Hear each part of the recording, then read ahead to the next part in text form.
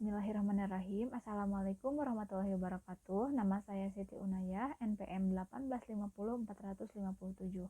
Kali ini saya akan menjelaskan mengenai artikel yang sudah disediakan mengenai serangga yang berperan dalam proses forensik. Entomologi forensik merupakan ilmu tentang bagaimana serangga mengkonsumsi sisa tubuh manusia yang sedang membusuk dan menyajikan data yang dapat digunakan untuk kebutuhan medis dan investigasi yang legal. Nah, pertanyaan-pertanyaan umum itu dijawab melalui perlakuan entomologi forensik termasuk lama kematian, perpindahan tubuh dari lokasi satu ke lokasi yang lain, titik lokasi luka trauma, dan identifikasi kematian akibat racun. Nah, hal ini didasari karena mayat walaupun telah disembunyikan di dalam cerobong asap ataupun dilempar ke sungai akan selalu ditemukan oleh serangga. Di masa kini, mayat di dalam mobil mewah atau dalam apartemen yang terkunci sekalipun akan tetap akan ditemukan oleh serangga, khususnya oleh lalat.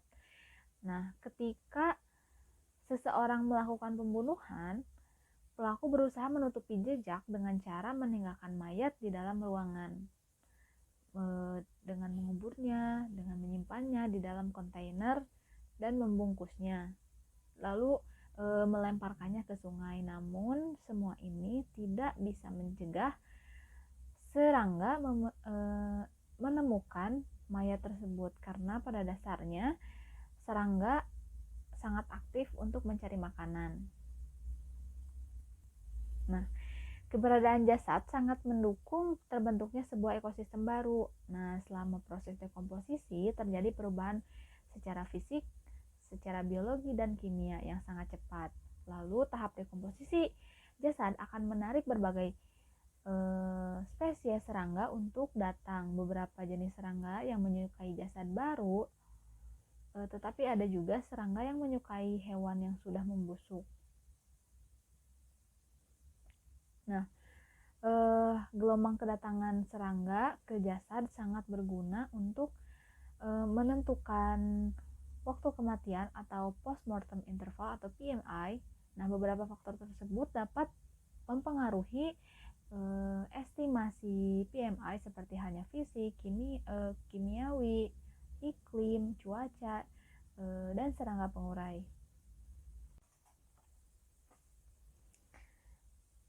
Baik, di sini saya akan menjelaskan dulu mengenai definisi dari entomologi forensik. Entomologi forensik merupakan cabang ilmu forensik di mana informasi mengenai serangga digunakan untuk membuat kesimpulan dalam suatu penyidikan kasus hukum baik pada manusia maupun marga satwa, di mana entomologi forensik ini menggunakan perkembangan serangga sebagai indikator dalam penentuan postmortem interval atau lama waktu kematian. Nah, telah banyak organisasi seperti North American Forensic Entomology Association atau NAVEA dan American Board of Forensic Entomology. Lalu di Indonesia sendiri telah mulai berkembang organisasi entomologi forensik dengan terbentuknya Perhimpunan Entomologi Indonesia. Baik, di sini saya akan menjelaskan mengenai sejarah entomologi forensik. Nah, di dalam sebuah manual kepelatihan investigasi dalam kasus kematian di Cina pada abad 10, tepatnya pada tahun 1235, dijelaskan bagaimana lalat hijau yang ditemukan di arit memaksa tersangka mengakui bahwa dia telah membunuh seorang buruh tani lainnya menggunakan arit tersebut. Lalu dilanjutkan pada abad 18, tepatnya di Prancis pada tahun 1850, ketika bayi baru lahir dibunuh dan ditemukan disembunyikan dalam cerobong asap. Nah, seseorang yang bernama Marcel, seorang dokter dan ahli hewan, menemukan bahwa larva lalat dan ngengat segar. Dia menyebutkan bahwa mayat telah disimpan dalam cerobong asap semenjak 1848, di mana perhitungan waktu ini membebaskan penghuni rumah di tahun 1849, dan dia menegaskan bahwa pelaku adalah penghuni rumah di tahun 1848. Lalu dilanjutkan pada abad 19, terdapat organ tubuh perempuan yang ditemukan mengambang di sungai dekat Edinburgh, Skotlandia. Setelah diidentifikasi, investigator menemukan larva lalat hijau dalam tahap ketiga pengembangan dalam mayat, yang menandakan bahwa telur lalat sudah ada sebelum mayat dilempar ke sungai.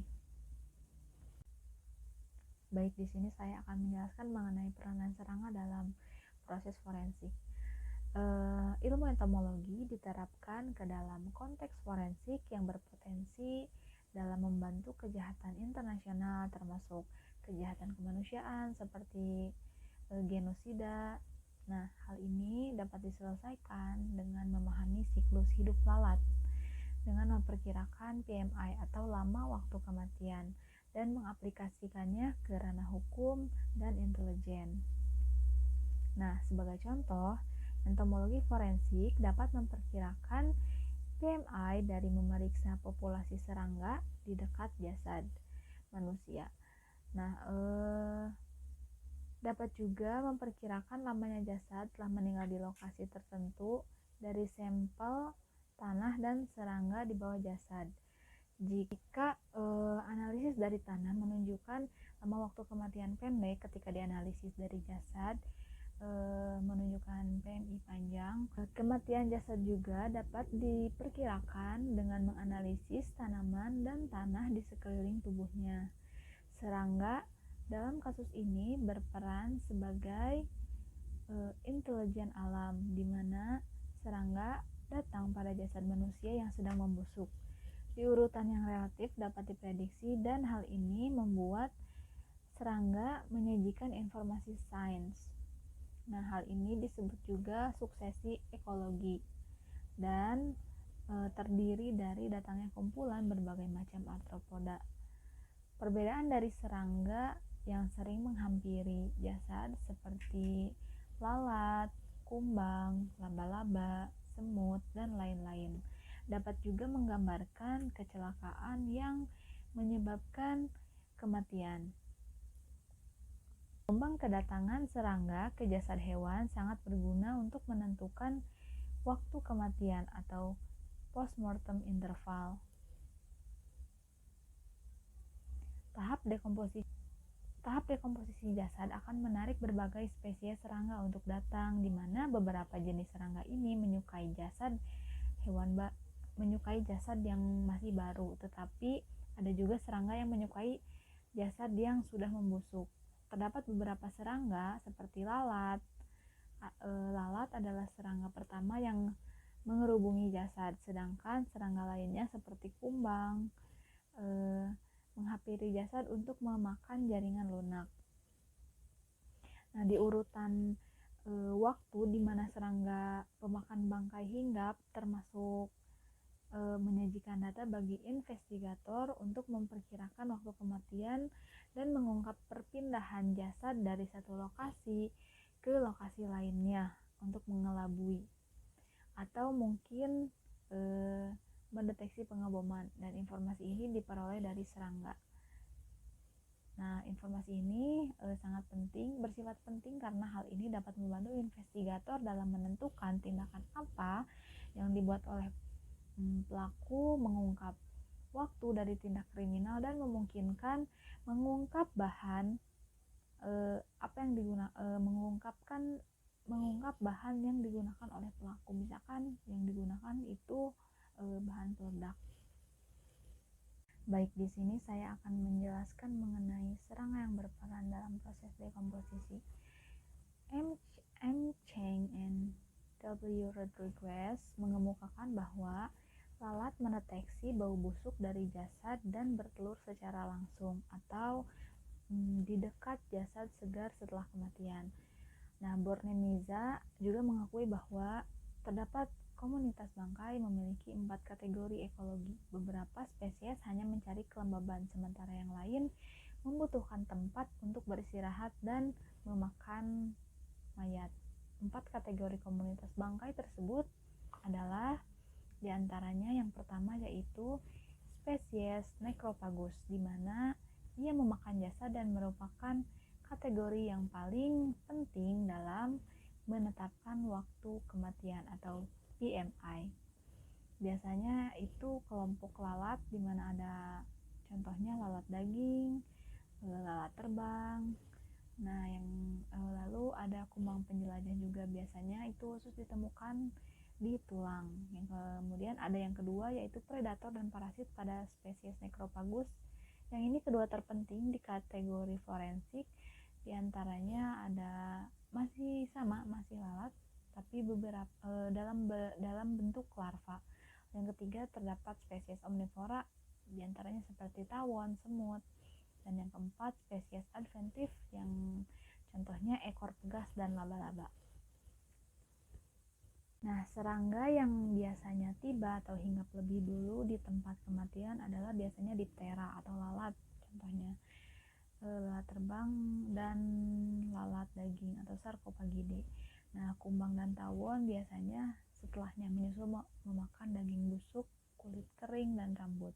Nah, perbedaan dari kedua lalat ini adalah kalau Sarcopagidae melahirkan larva yang hidup karena memiliki kemampuan untuk menetaskan telur di dalam rahim, bukan mengerami telur.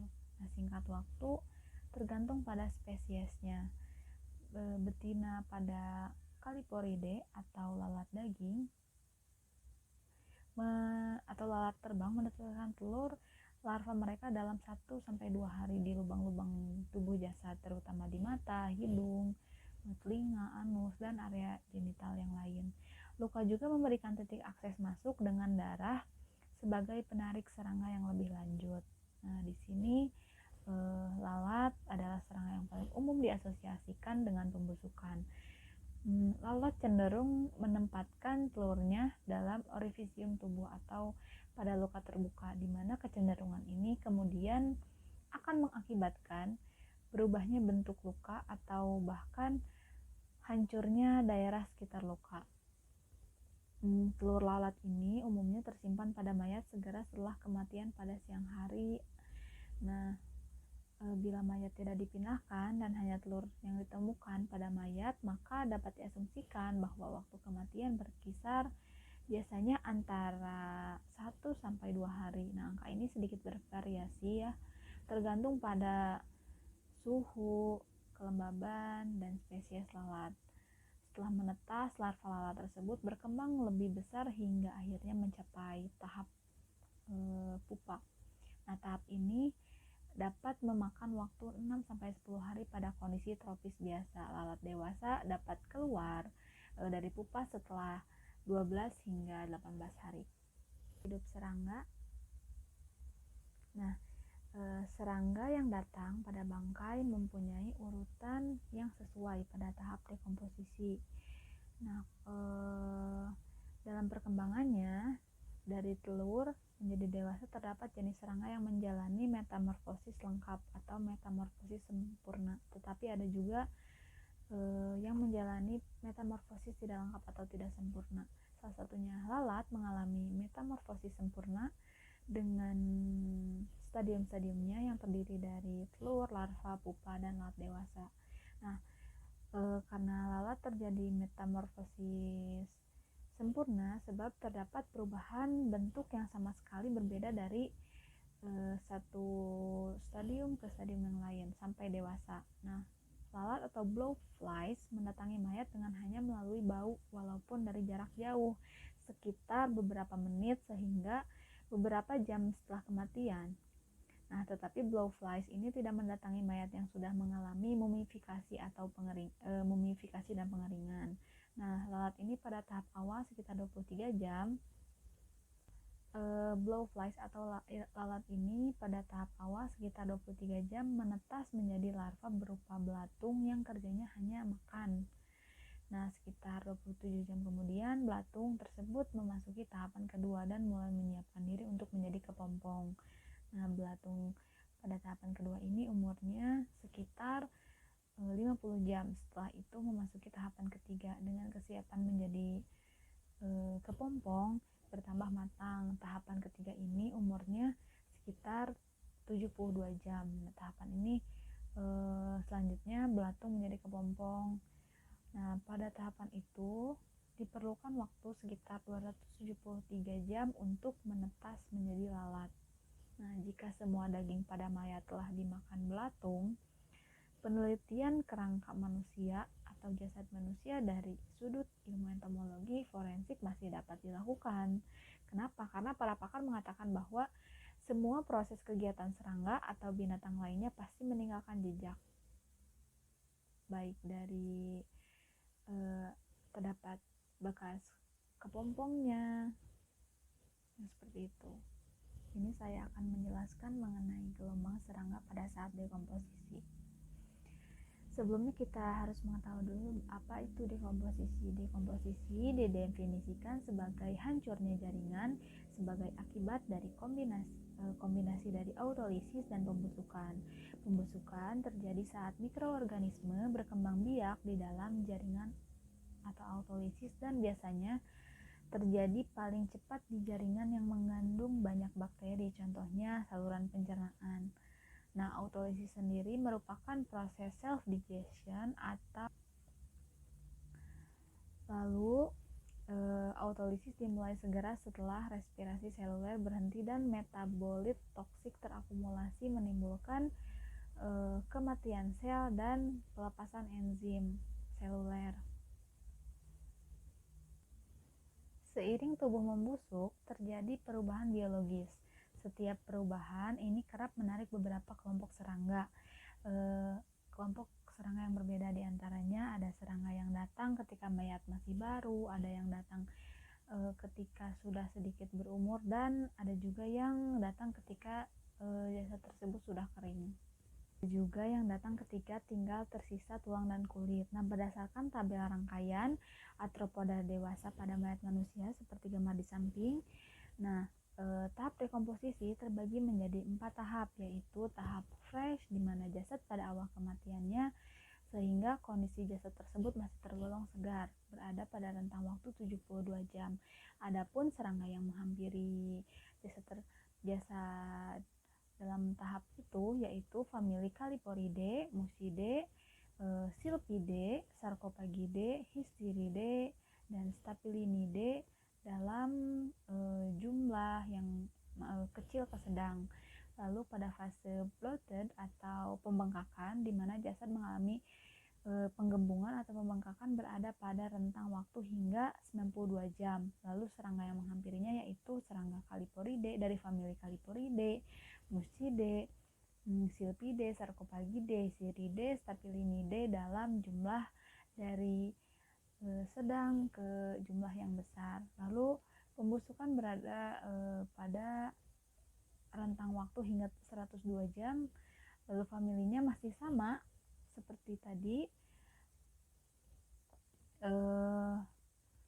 dalam jumlah yang besar ke sedang, jadi terjadi sedikit penurunan. Dan waktu fase kering berada pada waktu rentang waktu hingga lebih dari 102 jam. Dan di sini terdapat famili Nitidiulidae, Cleridae, Dermestidae, Scapabrigidae mengalami peningkatan organisme dalam jumlah yang besar.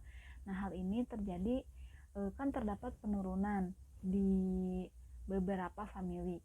Kenapa itu terjadi? Karena larva serangga ditemukan sejak awal kematian sampai tahap pasca pembusukan. Pada tahap pembusukan, larva lalat membentuk koloni yang sangat banyak dan mulai menyebar. Nah, stadium larva pada tahap ini mulai meninggalkan jasad menuju ke celah tanah atau retakan di sekitar bangkai dan siap menjadi pupa. Jumlah koloni larva mulai menurun pada pasca pembusukan. Hal ini karena berkurangnya jumlah makanan akibat mulai mengeringnya bangkai, lalu penurunan jumlah larva pada bangkai karena adanya semacam kompetisi dalam mencari makan. Kompetisi ini terjadi baik antar spesies maupun dalam satu spesies. Selain itu, telur lalat tidak menetas akibat kondisi bangkai yang sudah kering. Oke, di sini saya akan menjelaskan mengenai Dekomposisi mayat. Mungkin kita sering mendengar tentang kata dekomposisi sebelumnya. Sebetulnya apa sih yang dimaksud dengan dekomposisi mayat? Yang dimaksud dengan dekomposisi mayat adalah pemecahan struktur-struktur sel menjadi bagian-bagian kecil pembentuk sel yang sudah terprogram karena kehilangan pasokan nutrisi dan oksigen yang disebabkan oleh ketidakmampuan tubuh untuk mendistribusikan darah karena kematian. Singkatnya, salah satu urutannya adalah pembusukan mayat. Pembusukan mayat juga disebut sebagai putrefaction dalam urutan dekomposisi mayat. Selanjutnya ada mekanisme. Kejadian setelah kematian adalah dekomposisi mayat. Pertama kali yang terjadi adalah berhentinya jantung dan paru-paru.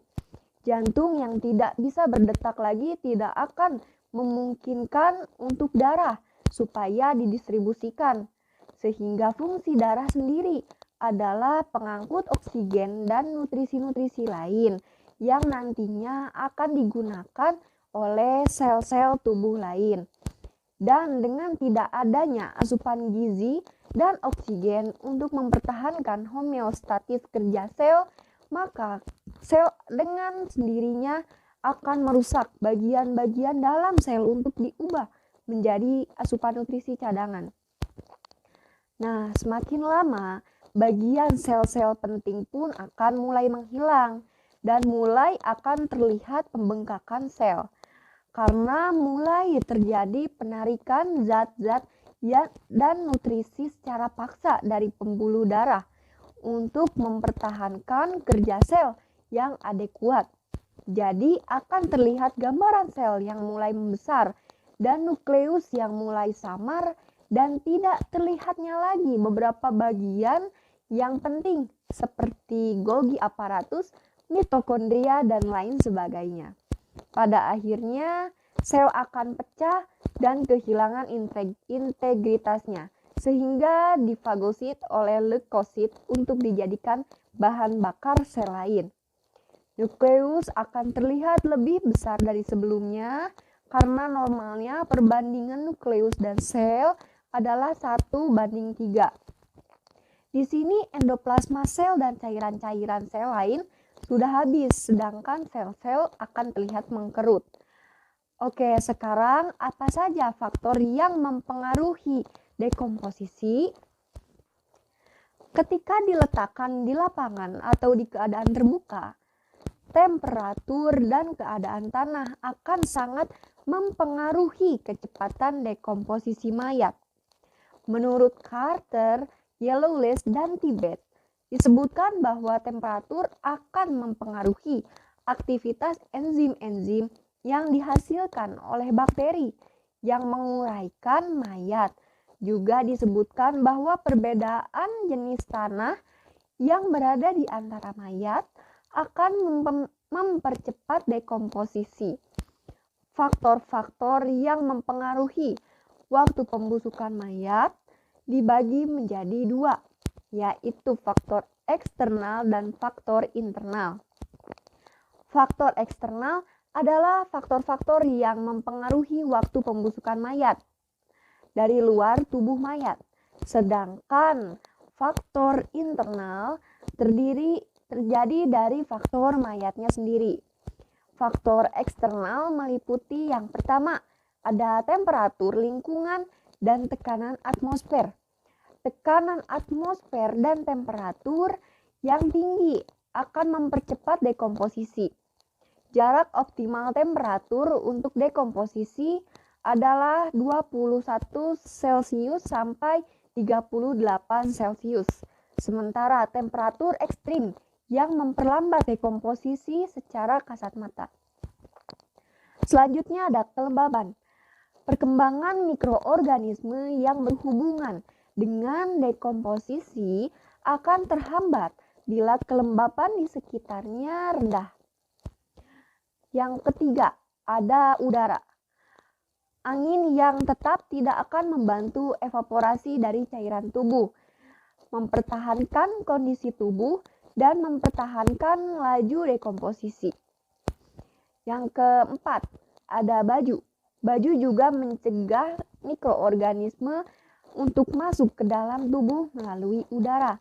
Tetapi, jika keadaan udara dingin, maka baju akan membantu mempertahankan temperatur tubuh yang menyebabkan keadaan tubuh dapat ditinggali oleh beberapa jenis mikroorganisme.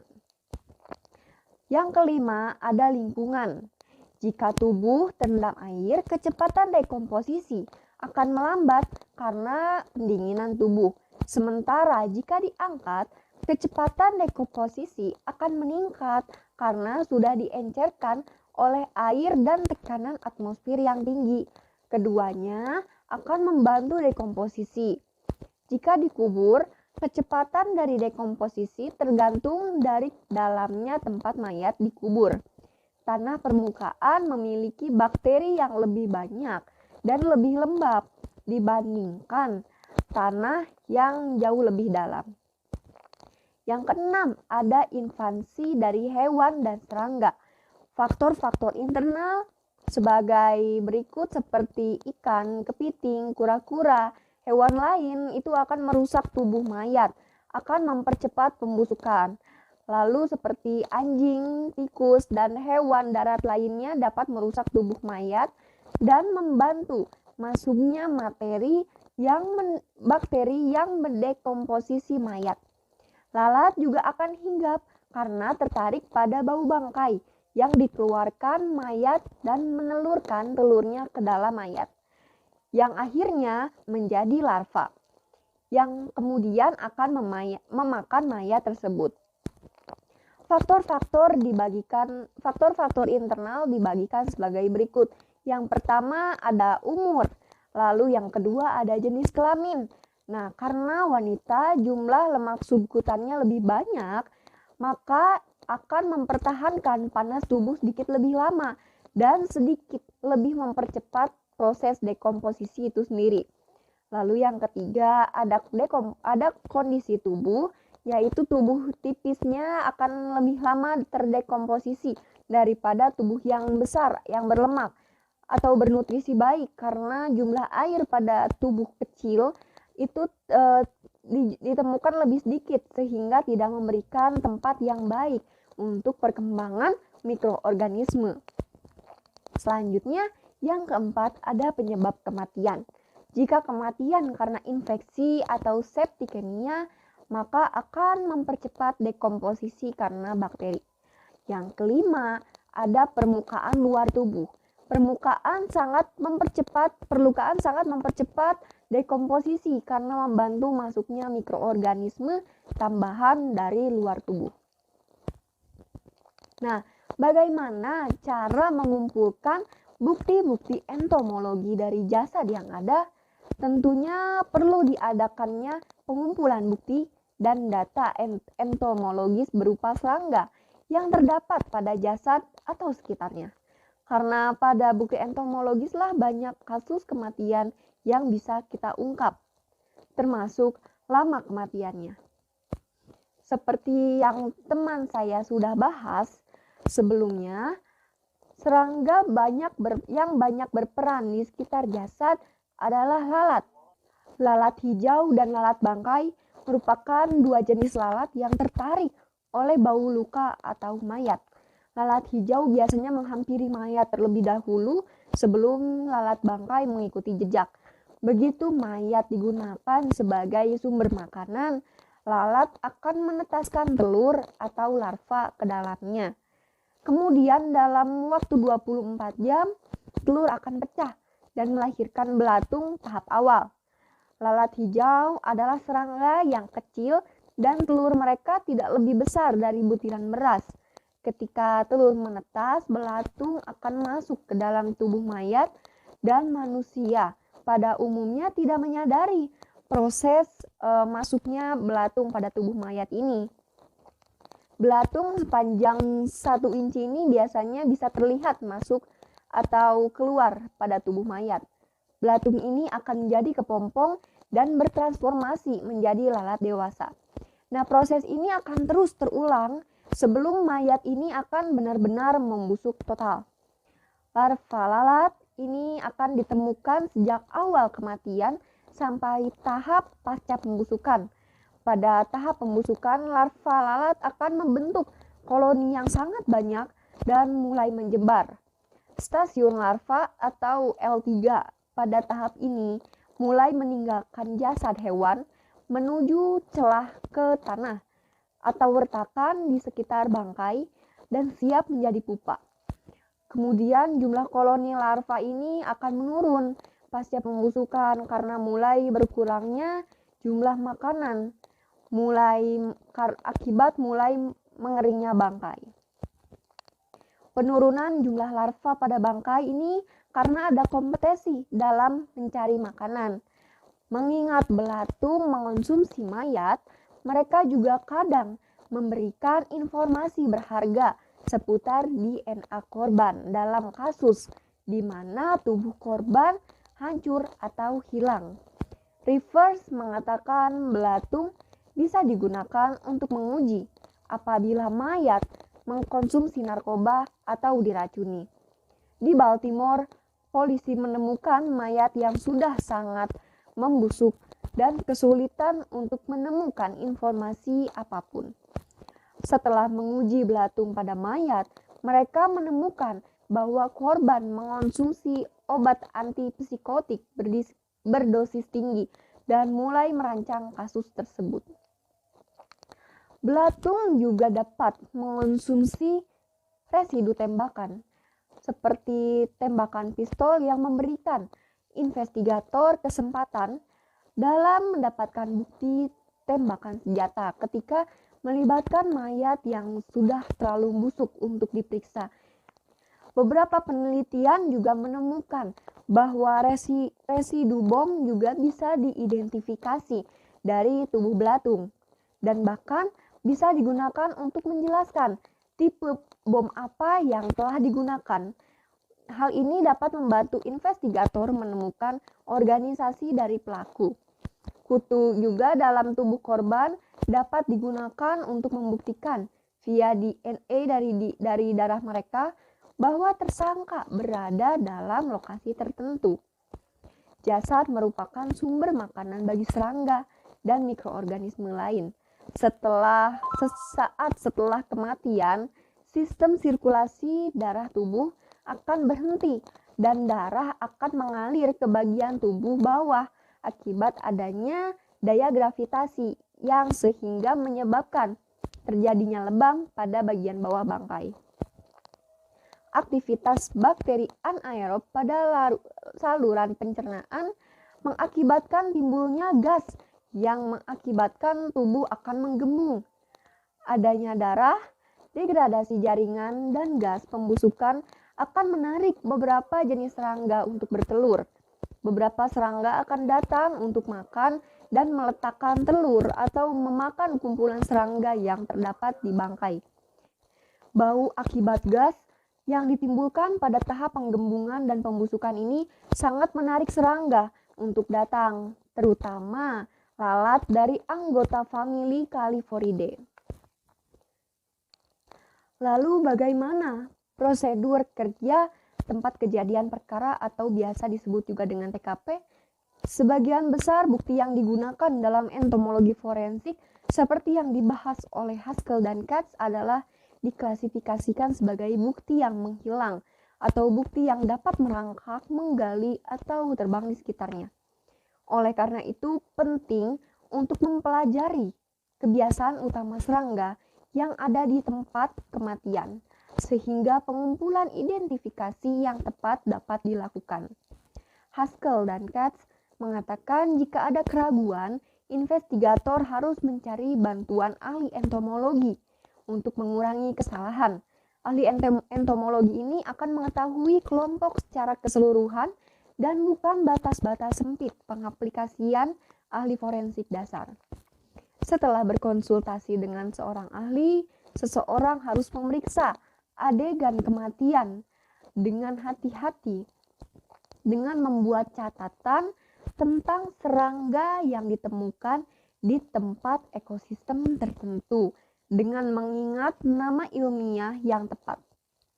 Prosedur yang tepat di TKP bervariasi dengan jenis habitat dan waktu tahun, tetapi secara umum dapat membagi pekerjaan ahli entomologi forensik menjadi 6 bagian. Yang pertama ada pengumpulan spesimen dari tubuh sebelum dikeluarkan. Yang kedua, pengumpulan spesimen dari daerah sekitarnya sampai sekitar 6 meter dari tubuh sebelum mengangkat sisa-sisanya. Yang ketiga, pengumpulan spesimen secara langsung di bawah atau di dekat sisa-sisa setelah tubuhnya dikeluarkan. Yang keempat, ada pengamatan visual dan notasi tempat kejadian. Hal ini direkomendasikan untuk mencatat lapangan bukti entomologi. Lalu yang kelima, ada inisiasi pendataan klimatologi di TKP. Yang keenam, ada pengiriman serangga jika diperlukan. Jika berada di TKP sebelumnya pengangkatan jasad, semua serangga yang merangkak hingga atau berada di bawah jasad harus tercuplik dengan jaring serangga yang cocok.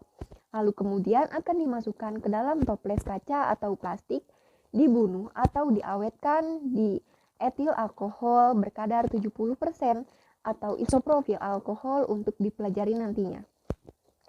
Invertebrata dewasa lainnya yang tidak bisa terbang harus disimpan di dalam tabung dengan bantuan pinset, ranting, tabung terpisah untuk menghindari kemungkinan terjadinya predasi. Dadur dan Cook memberikan detail mengenai serangga ini dapat menjadi bukti yang memangsa serangga lainnya jika disimpan di dalam wadah yang sama. Pada saat pemberian label, wadah harus mengindikasikan tanggal dan waktu kapan serangga itu dicuplik. Sebagai contohnya, 5 Mei 2004, tanggal 7 pagi. Tempat geografisnya, nomor kasus, lokasi tubuh yang diangkat, nama dan agensi dari pencuplik, dan nomor telepon. Nah, label ini harus dicetak dengan tinta tahan air atau pensil. Setelah pembagian label, penggambaran penuh mengenai titik dan kondisi dari jasad ini harus didokumentasikan. Ini secara diagram 35 mm maupun fotografi digital. Objek seperti penggaris atau alat pengukuran harus digunakan untuk mengidentifikasi panjang keseluruhan belatung, pupa, posisi jasad, dan luka yang ditimbulkan. Kondisi fisik seperti temperatur, kelembapan, endapan bersamaan dengan sampel tanah ini harus dicuplik juga untuk didokumentasikan di TKP. Selanjutnya ada pengumpulan data pengumpulan data klimatologikal pada TKP. Data ini harus mencangkup yang pertama, suhu udara sekitar tempat kejadian. Diambil kira-kira setinggi dada dengan menggunakan termometer di tempat teduh dan tidak memaparkan termometer ke sinar matahari secara langsung. Yang kedua, tubuh belatung yang berkerubung atau berkerumun diperoleh dengan menempatkan termometer langsung ke kerubungan larva. Lalu yang ketiga, suhu permukaan tanah. Yang keempat, suhu pada antar muka tubuh dan tanah. Yang kelima, suhu tanah langsung di bawah tubuh. Ini diambil segera setelah tubuh diangkat dengan cara menempatkan termometer di antara dua permukaan antara tanah dan jasad. Data cuaca termasuk curah hujan selama 1 atau 2 minggu sebelum korban terakhir terlihat 3 sampai 5 hari setelah mayat itu ditemukan. Yang terpenting, temperatur harus dipertimbangkan dalam perhitungan PMI untuk efeknya pada kecepatan pertumbuhan larva. Hal menyarankan bahwa kriminolog dan petugas intelijen tidak boleh hanya mempertimbangkan suhu lingkungan, tetapi juga perubahan suhu yang disebabkan oleh larva itu sendiri ketika mereka sedang berkerumun dengan kepadatan yang cukup tinggi. Selain itu, larva yang berkerumun akan membuat suhu lebih tinggi dan akan mempercepat ke perkembangan instar menuju pupa. Setelah lalat telah dicuplik dan diawetkan, bahan cadangan ini harus dibuat untuk memelihara dari spesimen yang telah diambil. Spesimen dapat disimpan di dalam kontainer spesimen, gelas plastik, atau kantung pemeliharaan dari aluminium foil bersamaan dengan hati. Lalu ada kertas kain yang lembab dan kemudian harus disegel. Lubang kecil harus dibuat menggunakan jarum jahit untuk ventilasi, sedangkan gelas harus dibuat sedikit lebih besar dari wadah dengan koran untuk mengurangi getaran. Kemudian selanjutnya tandai permukaan luar kontainer dengan tanda spesimen hidup yang kemudian akan dikemas untuk dikirim secara langsung ke forensik entomologis. Di laboratorium, penyelidik ini dapat mengumpulkan di mana dan kapan korban meninggal. Forensik telah memungkinkan untuk menggunakan teknologi DNA tidak hanya untuk membantu menentukan spesies serangga, tetapi juga untuk memulihkan dan mengidentifikasikan makanan berupa darah yang diambil oleh serangga.